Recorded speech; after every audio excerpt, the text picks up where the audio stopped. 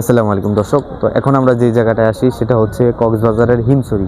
তো আজকে আমরা হিমছড়ি সম্পূর্ণ পাহাড়টা আপনাদেরকে ঘুরে দেখাবো। তো আপনারা আমাদের সাথে থাকুন, আশা করি অনেক অনেক ভালো লাগে।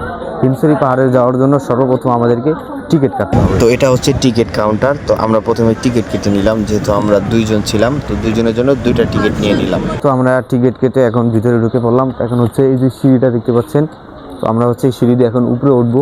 বাইরে ভাই পাহাড়টা এত পরিমাণে উঁচা।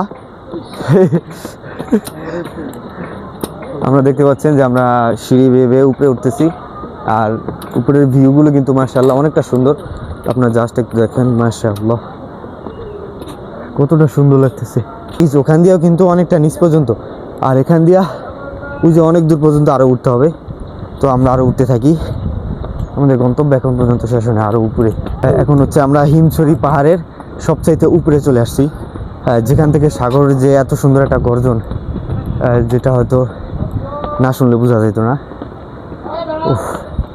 আমরা একেবারে পুরো হয়রান হয়ে গেছি। দর্শক, আপনারা এই পর্যায়ে দেখতে পাচ্ছেন হিমছড়ি পাহাড়ের উপর থেকে সাগরটা দেখতে কেমন দেখা যায়। এটা হচ্ছে কক্সবাজার হিমছড়ি পাহাড়, আর এটা এতটা মানে উঁচা, আর এখানকার রোড ঘাটগুলো একেবারেই মানে চলাচলের জন্য যতটা হয় না আর কি, অনেকটাই রিস্কজনক।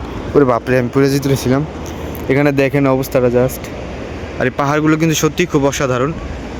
আর এখান থেকে সমুদ্রটা মাশাআল্লাহ, সমুদ্রের গর্জনটা যে কতটা সুন্দর লাগতেছে, হয়তো মাইক্রোফোনে শোনা যাইতেছে কিনা বলতে পারতেছি না, তবে অনেক সুন্দর লাগতেছে।